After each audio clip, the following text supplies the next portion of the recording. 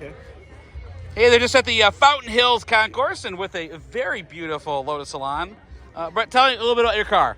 Well, I'm Brett Engel, and I've had this car since 2000, and I bought it in San Diego as a ready to race. And I was ready to race right back into the garage and spend 2 years rebuilding it. So had a full frame off rebuild, and as it is now, we have a all steel Lotus twin cam engine in it, 8,000 RPM redline, about Wow, 8,000. 170 horsepower, and fed by 2 dual Weber carburetors and a tube exhaust.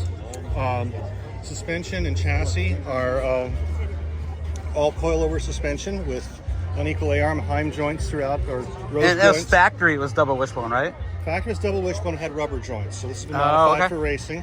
The body's been obviously gutted and stripped. The car empty weighs about 1,200 pounds. Wow. And has a 7-gallon fuel cell in the trunk.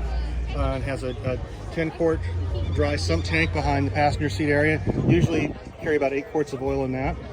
I run it in open track events, over at Barra, vintage race events, and successfully in some hill climb events here in Arizona, with 2 trophies from the Clifton Hill Climb lap, 21 and 22 there.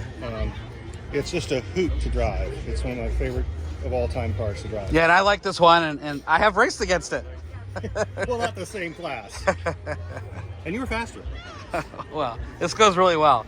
Well, that horsepower to weight, 170 horsepower, and with wet and you in it, you're still under 1,600 pounds probably. Yeah, so right about 16. yeah, that's the same power to weight as C5, C6 Corvette. So. So what limits this car, even though it's wonderful handling, is the tire width that's on it. This is it's proper vintage size tires on throughout the car. So that's a 185 13 race tire. I happen to have some big, wide 15 by 10 inch wheels and 11 inch wheels.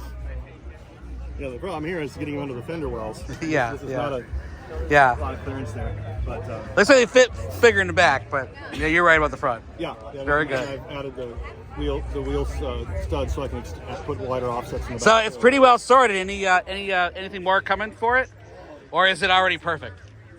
It's probably as perfect as it's going to get. I've added a sintered bronze clutch, ultralight flywheel. It may get some transmission work. It's unclear now, but it's just a hoot to drive as it is. So it's quick enough right now, but it'll always get quicker. There you go. Well, thank you so much. Thanks for bringing it out today in Fountain Hills.